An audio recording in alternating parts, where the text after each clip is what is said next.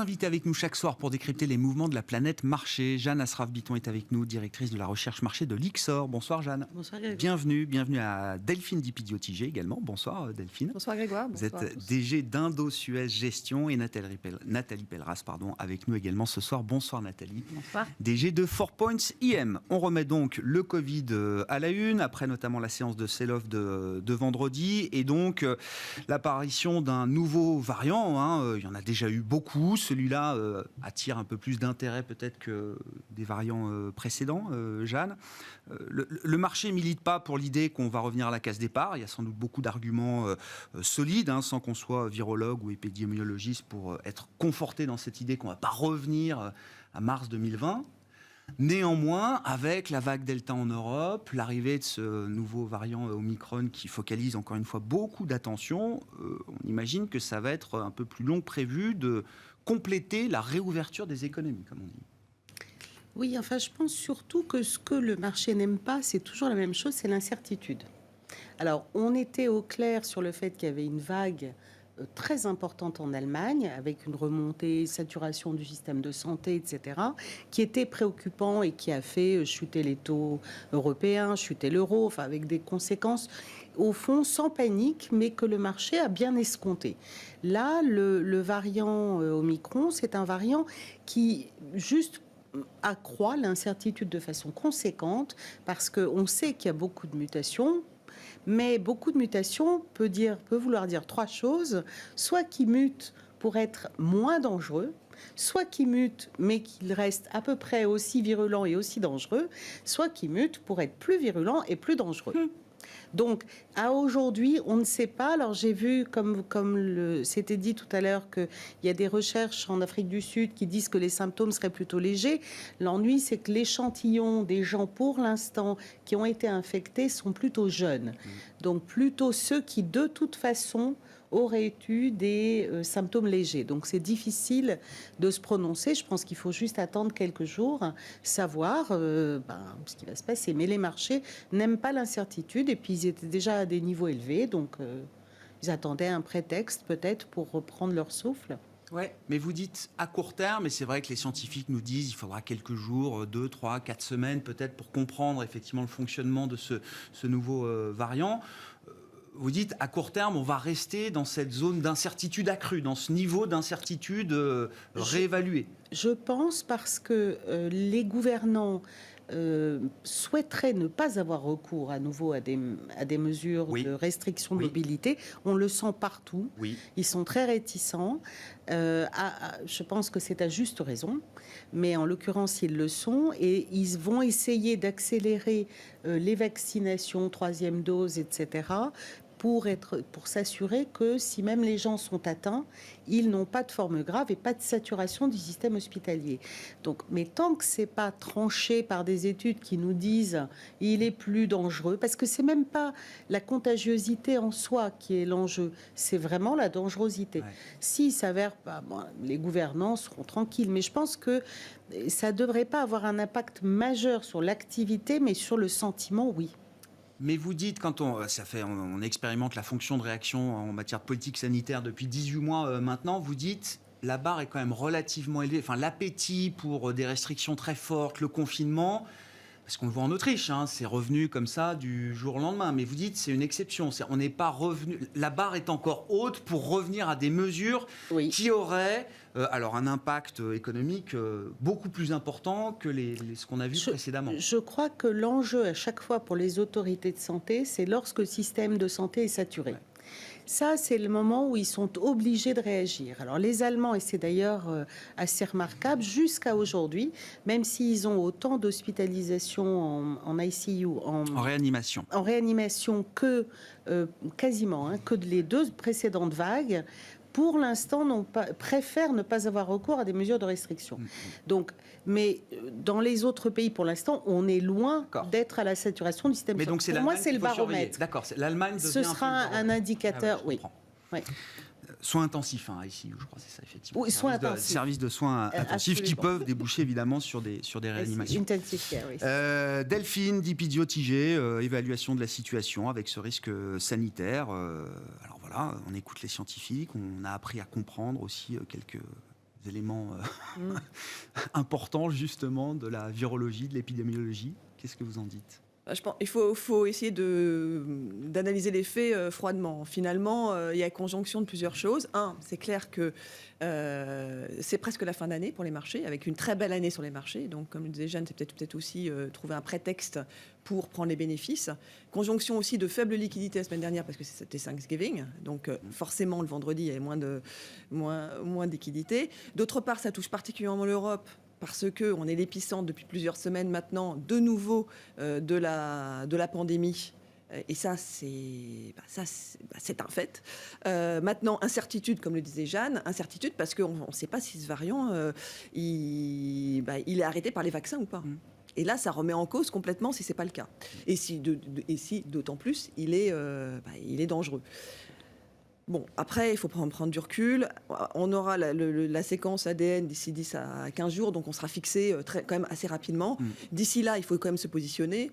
Il faut rester humble, parce qu'au final, ce que nous a quand même appris cette crise, c'est que on ne sait pas, donc on va aussi apprendre à marcher et puis à vivre avec.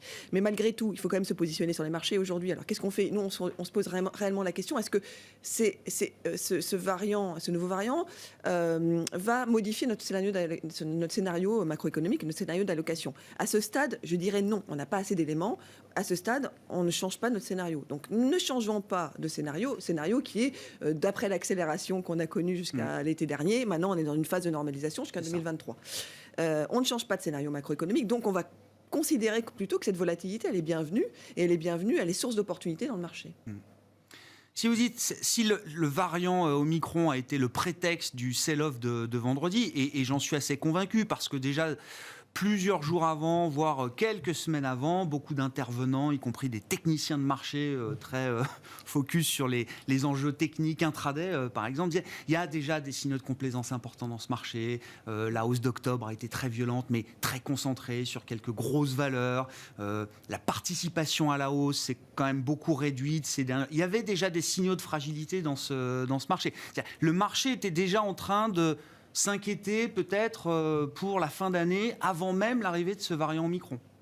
S'inquiéter, je ne sais pas si c'est vraiment s'inquiéter, mais en tout cas prendre des bénéfices, parce que chaque année, évidemment, à arriver à la fin d'année, il y a une certaine catégorie d'investisseurs, notamment tout ce qui est les spéculateurs, les hedge funds vont clôturer les positions, et on est à peu près dans cette période-là. Oui. Donc, on est en clôture de position, on sait qu'après mi-décembre, c'est très compliqué de traiter, on a très peu de liquidités, donc on a une fenêtre de tir maintenant d'environ 15 jours, si on veut vraiment clôturer ces positions. Donc ça, c'est pour la partie spéculative. Après, une année qui est quand même extrêmement bonne, hein. On a plus de 20% de performance sur les marchés actions, hein.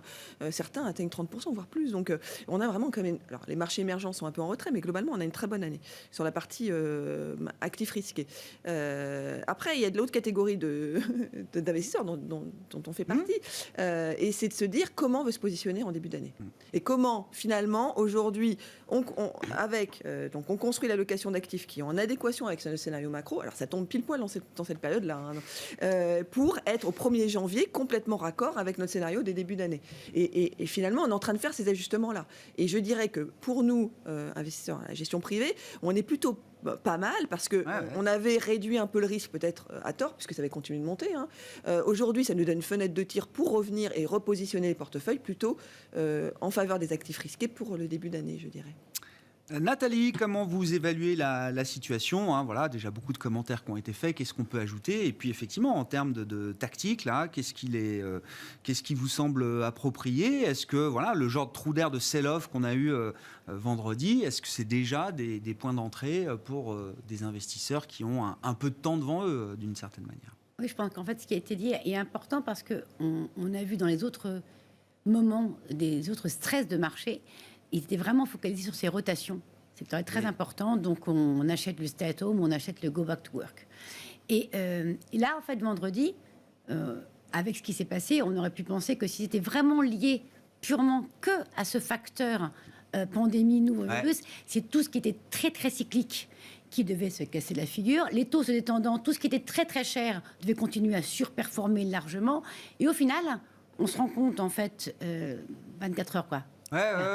Après coup, que oui, certes, les minières ont le travel, les compagnies aériennes, etc. Vraiment, Tout ça a beaucoup morflé, oui. Beaucoup souffert, des moins 4% en moyenne. Hein. Il y a eu des chutes malheureusement beaucoup plus importantes. Mais qu'on trouve aussi dans de la tech des fonds à moins 3, moins 4%. Dans la santé globale aussi, la biotech a plus résisté que les medtech, par exemple. Donc en fait, il n'y a pas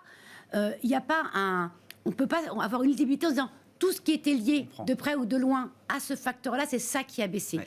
Non, et donc je pense que c'est vraiment ça, cette respiration. Il faut bien voir qu'en fait, en une séance, on a gommé quasiment la hausse du mois de novembre qui intervenait après 20% de hausse. Donc en fait, en tant que tel, c'est juste été concentré sur une journée avec des faibles volumes. Et donc, et que ça a été lié.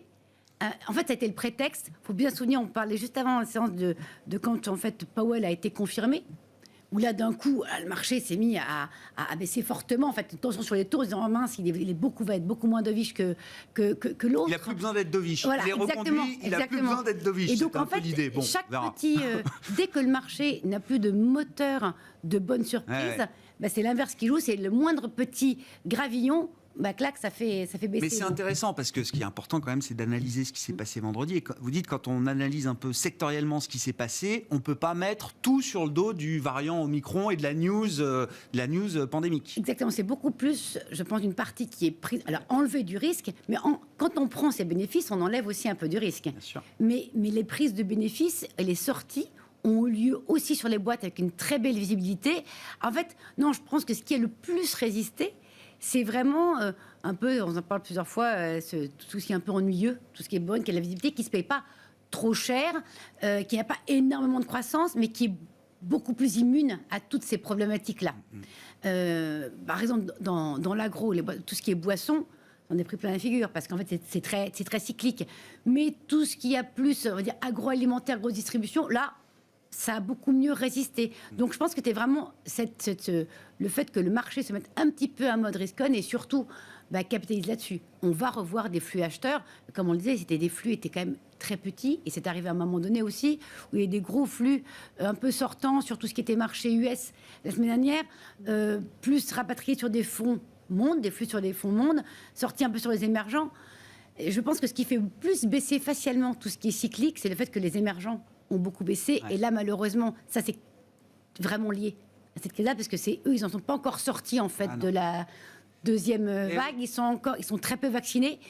Et puis, eux, le cycle économique est très important. Donc, toute paralysie, même 24-48 heures, elle a un impact énorme sur leur croissance.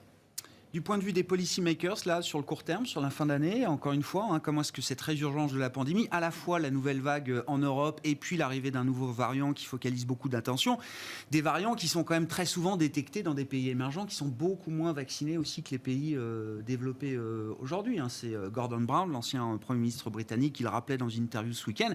Il y a quand même une forme d'échec collectif si on continue de se dire qu'en Occident, on veut arriver à 100% de taux de vaccination en laissant le reste du monde se débrouiller. C'est-à-dire qu'on n'arrivera pas à gérer une pandémie intrinsèquement mondiale si on continue de fonctionner comme ça. Comment ça va être intégré dans les décisions de fin d'année importantes qu'on attend, notamment du côté des banques centrales, Jeanne ? Alors, je dirais que je pense que les banques centrales vont rester quand même assez centrées sur leur région. Je ne suis pas sûre qu'elles vont tenir compte du fait qu'il y a un risque plus important d'émergence de variants dans les émergents. Je crois qu'elles vont regarder les perspectives d'activité sur la zone. C'est vraiment, pour moi, leur principal sujet de préoccupation, ainsi que, bien sûr, les tendances d'inflation. Donc, pour ce qui est de la BCE, j'ai envie de dire... Donc, elles ne vont pas changer Elles vont rester focalisées sur ce qui était déjà le point de focalisation important de ces dernières semaines et de ces derniers mois. Avec un risque ou une incertitude supplémentaire qui est apporté par le variant ou par la vague de Covid en Allemagne. Donc je pense que ça vient impacter les prévisions ou les perspectives de croissance, par exemple, de la zone euro. Donc là-dessus, je pense que... alors pour ce qui est de la BCE, elle a annoncé une normalisation douce quand même, avec... probablement la fin des achats d'actifs, enfin d'une partie des achats d'actifs fin mars, et elle se garde une flexibilité sur l'autre programme, l'APP. Donc on a envie de dire, pas sûr qu'elle change son fusil d'épaule. Après, il est possible, il y avait...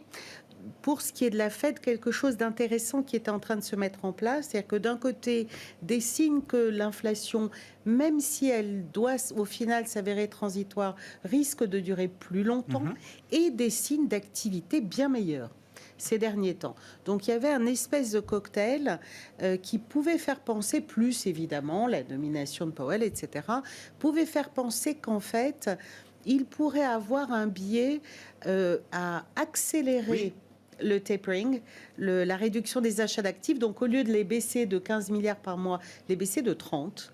Ça aurait eu un avantage important, à mon sens, et ce n'est pas forcément une décision en soi de resserrement, c'est une décision de reprise de l'attitude. Parce que s'ils font ça, ils terminent les achats fin mars et il leur reste le temps de relever les taux, au moins 2 relèvements si besoin. Ça ne veut pas dire qu'ils vont le faire, mais ils ont le temps. Parce qu'il ne faut pas oublier qu'il y a le midterm en novembre. Alors c'est quand même très ennuyeux pour la Banque centrale. Si jamais ils terminent le programme d'achat qu'en juin, il leur reste très peu de temps pour faire 2 relèvements de taux. Et donc, c'est un peu ennuyeux d'aller brouiller le schéma juste avant les élections de midterm. Et vous dites la Fed est dans une séquence où elle veut se garder le maximum d'options ouvertes sur la table, avec une idée de plus en plus présente qui est celle de recréer des marges de manœuvre après tous les efforts qui ont été faits. C'est ce que nous ont dit les minutes qu'on a vu paraître la semaine dernière. Hein. C'est quand même qu'ils aimeraient bien, ils sont quand même... Alors, ils pensent toujours que l'inflation sera transitoire, mais ils reconnaissent qu'il y a une multiplicité d'éléments qui peuvent la rendre transitoire pendant plus longtemps. Oui, et puis ils reconnaissent que quand même il y a un niveau de demande exceptionnel. Autant sur l'offre, on comprend que les politiques monétaires n'ont pas beaucoup à ajouter, mais sur la demande, peut-être qu'il est temps d'arrêter de stimuler en partie la demande. Bah oui, mais c'est oui et non, parce que quand vous regardez, une des sources importantes, c'est les loyers. Oui. Et en fait, les loyers suivent avec un délai d'1 an, quelque chose comme ça, l'évolution des prix de l'immobilier. C'est une chose dont on a parlé il y a longtemps. Or, il se trouve que quand on fait le point sur l'offre de logement, on est au plus bas. Il y a un déficit incroyable sur les logements à vendre et à louer. Donc même en matière d'immobilier, vous dites c'est pas sûr que ce soit un problème de demande. C'est pas la demande qui est exceptionnelle. Alors il y a un peu plus de demande parce que la demande est liée à la formation de nouveaux foyers et que pendant la pandémie, les jeunes sont restés à la maison chez leurs parents. Or quand la pandémie s'arrête, ils sortent, ils se prennent un appartement. Donc il y a un peu plus de demande, mais l'enjeu c'est l'offre qui est très inappropriée et donc on peut s'attendre à ce que la construction reste très forte. Mais ce n'est pas toujours un problème de demande. D'où la problématique pour les banquiers centraux. Hein. C'est très compliqué. Ouais. Ces réunions, elles s'annonçaient déjà compliquées avant la résurgence de l'épidémie. Dans les scénarios, le schéma 2022 que vous avez en tête, Delphine et puis Nathalie, quel rôle va jouer la politique monétaire ? Est-ce que ça peut être un facteur très perturbant pour les marchés, même si on voit que la communication est très prudente, qu'on y va pas à pas, qu'on essaye de bien caler toutes les anticipations avant d'annoncer les décisions pour que ça se passe bien. Voilà, est-ce que ça peut être un processus linéaire de ce point de vue-là, ou est-ce qu'il y a un risque banque centrale sur 2022 ? Les leçons de l'histoire récente, c'est que les banques centrales font quand même très attention dans leur communication pour éviter les problèmes. Et ils le font très bien. C'est ce que montrent les dernières conduites, et très bien d'ailleurs sur la gestion de la crise Covid de 2020. Maintenant, je dirais que c'est pas forcément... Enfin, il faut dissocier 2 choses. Dissocier, 1, la politique monétaire, et puis 2, l'impact sur les marchés. Parce que c'est pas parce que la Banque centrale américaine va remonter de 50 BP en fin 2022, c'est ce qui est attendu par les marchés, hein, plus ou moins. Alors, est-ce que ça sera finalement un petit peu avant, à l'été, avant mi-terme, après mi-terme, ou juste janvier 2023 ? Est-ce que ça va changer fondamentalement les choses ? C'est pas la grande histoire, quoi. Est-ce que c'est vraiment ça qui va changer les choses ? Globalement, ils vont remonter les taux. Enfin, à moins qu'il se passe qu'on change de scénario complètement à cause de ce variant-là, ou autre chose. Mais globalement, c'est notre scénario principal. Ils vont remonter les taux. Et c'est une bonne nouvelle. Et c'est une bonne nouvelle. Et on est dans cette normalisation. C'est dans une bonne nouvelle. Après, est-ce que c'est pour ça que les taux vont remonter fortement ? Quand je dis les taux, là, les taux longs vont remonter fortement ? Probablement non. Non. Ils vont remonter, mais pas fortement. La courbe va peut-être s'aplatir, mais est-ce que les taux, actuellement, ils vont remonter fortement sur le long terme ? Non. Surtout qu'encore une fois, dans un environnement où on prévoit une croissance mondiale qui retourne sur son potentiel, enfin qui sera encore un tout petit peu au-dessus de son potentiel en 2023, mais qui va tangenter sur son potentiel. Donc avec une économie mondiale qui reste sur son trend d'avant-crise Covid, avec probablement un petit peu plus d'inflation, c'est quand même compliqué de dire voir qu'il y a des besoin tensions. de tout ce soutien encore monétaire. Et en plus, qu'est-ce qui s'est passé? C'est qu'on se retrouve avec une dette phénoménale. Hein. Les gouvernements ont dépensé 17 000 milliards de dollars avec cette crise Covid. 17 000 milliards de dollars, c'est 16% Le du PIB PIB. américain, c'est quoi? C'est 22 000 milliards, voilà, c'est ça, donc on est plus ou moins dans cet ordre de grandeur.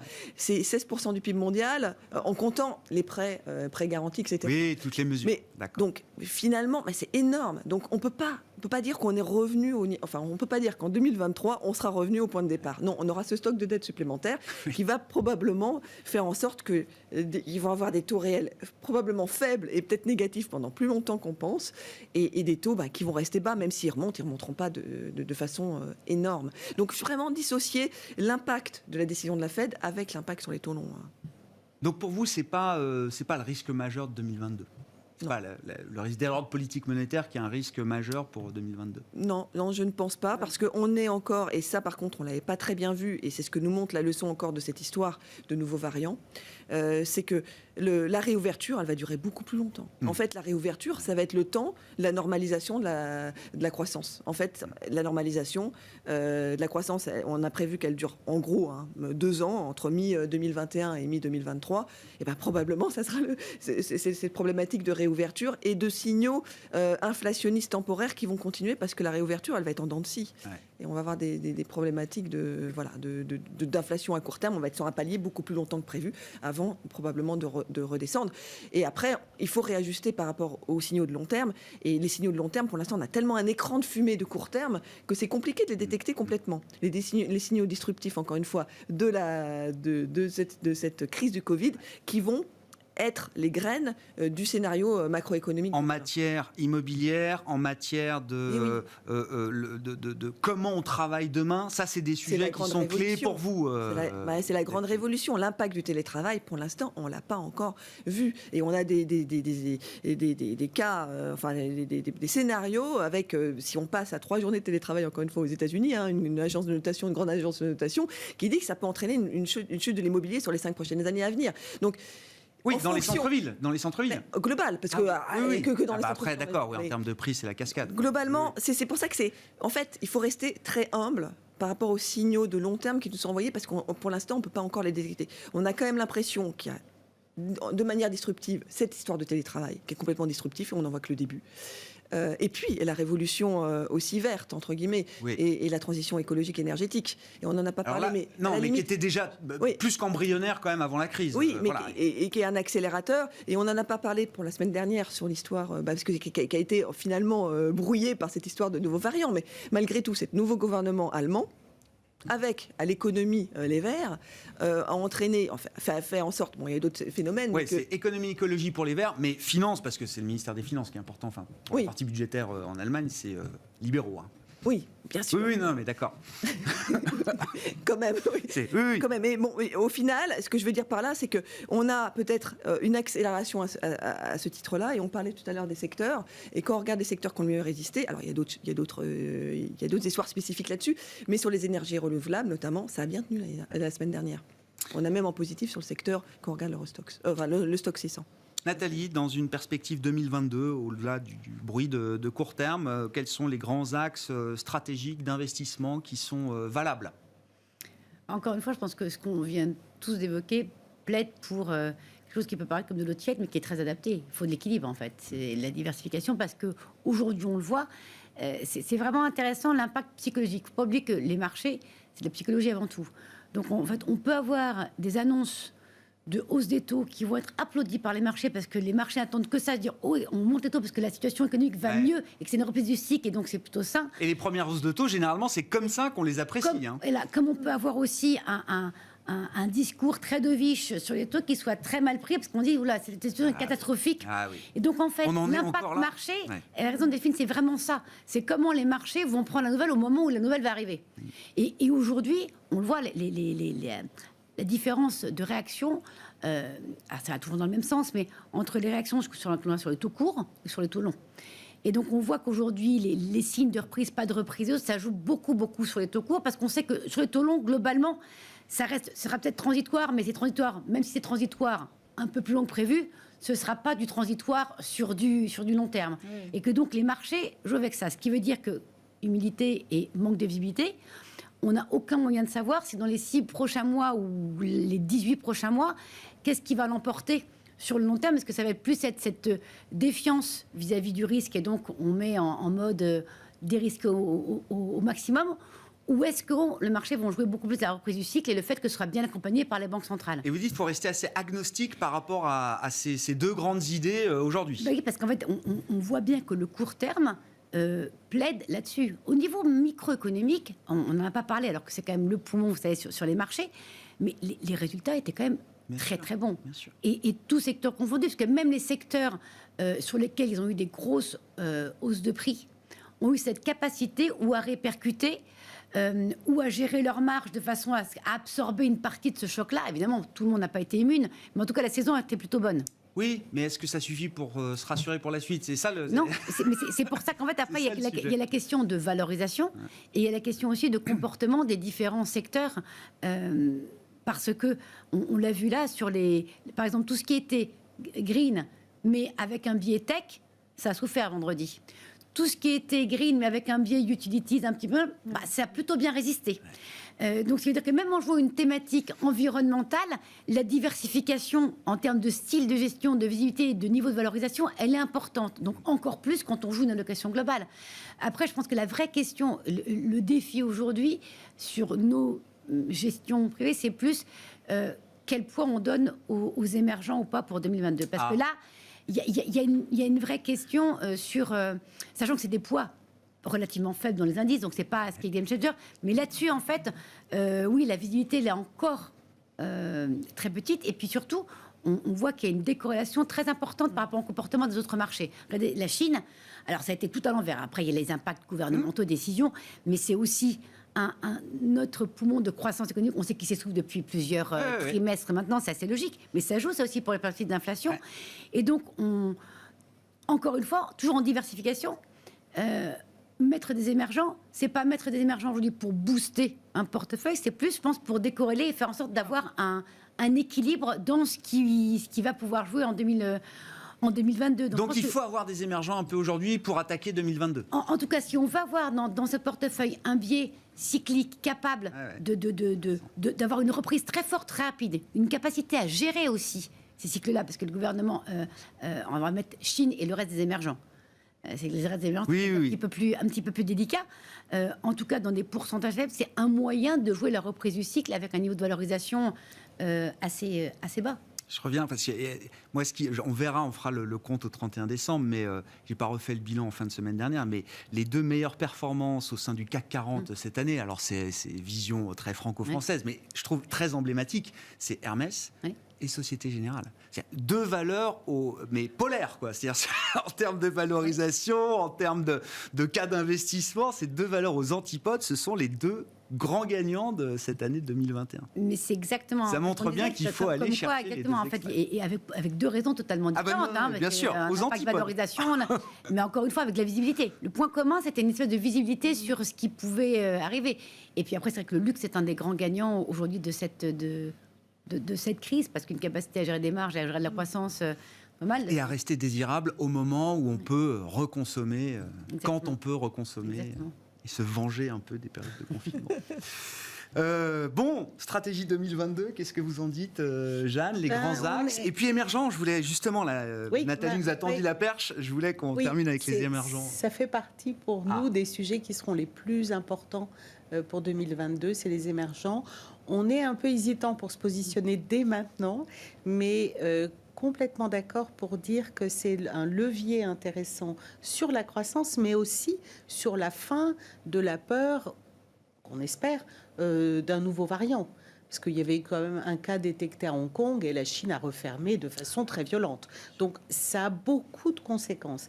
Et donc la Chine est un vecteur très intéressant, marché qui offre quand même des valorisations pour le coup attrayantes et qui en termes d'activité a fait un creux violent, donc qui est susceptible pas forcément de repartir très fortement, mais l'inflexion suffit en général pour aider le marché. Sur la Chine, Jeanne, beaucoup regardent évidemment la stratégie zéro Covid. Beaucoup estiment que cette stratégie zéro Covid va durer jusqu'au JO d'hiver de Pékin, février 2022. C'est impensable d'avoir une résurgence épidémique violente alors que les JO se tiendront à Pékin en février 2022.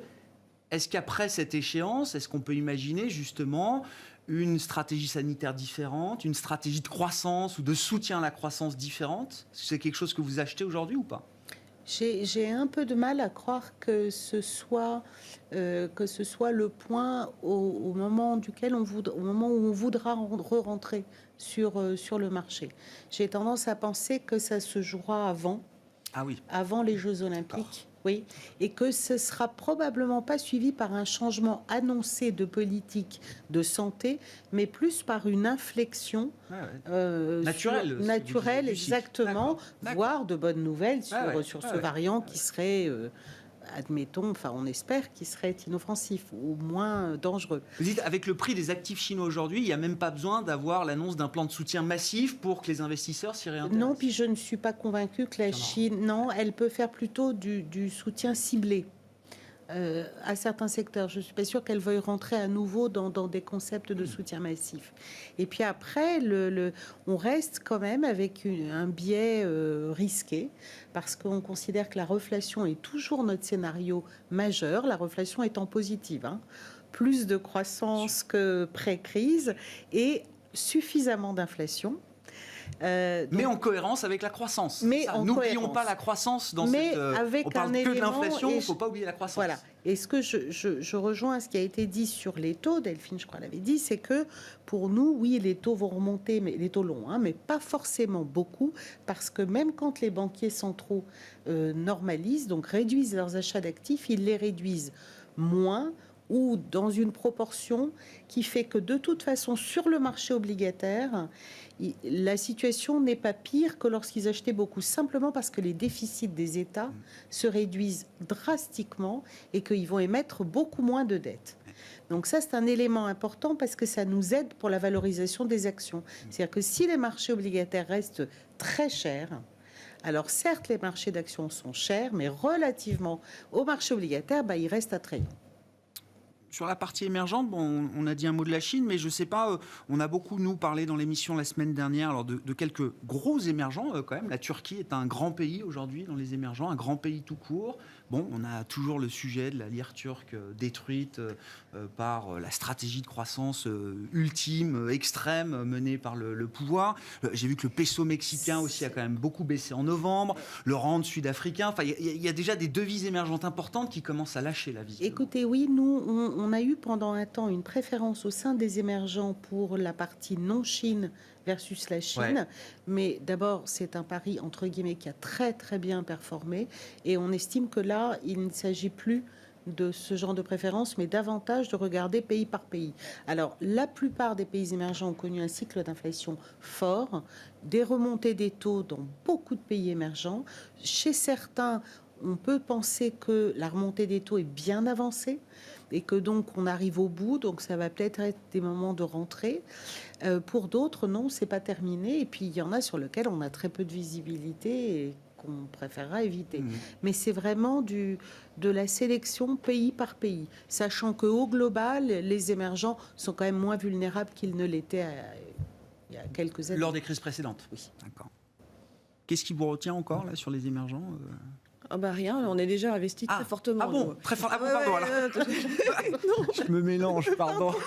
Non, on est plutôt Asie. Alors pour le coup, nous on est un peu fan de l'Asie, mais depuis longtemps. Après, on a des équipes aussi à Hong Kong et Singapour. Donc c'est peut-être Suez, bien sûr. Mais c'est vrai qu'on est très très investi. Alors là. Notamment, ce qui nous plaît bien en ce moment, et plus qu'avant, même si c'était le cas déjà depuis l'été, sont les obligations.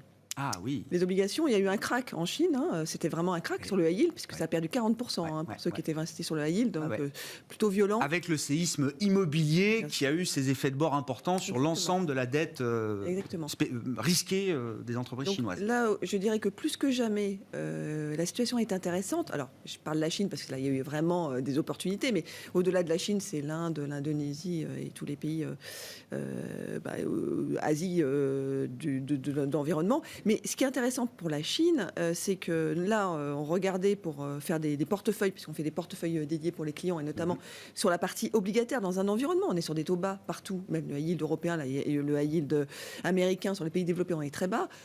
Sur un portefeuille mixte, alors avec peut-être un peu plus de Chine, mais globalement mixte Asie, on arrive à avoir des rendements pour une notation investment grade au final, donc avoir 30% de high yield, mais une notation investment grade, on arrive sur des rendements qui sont proches de 8%, quoi.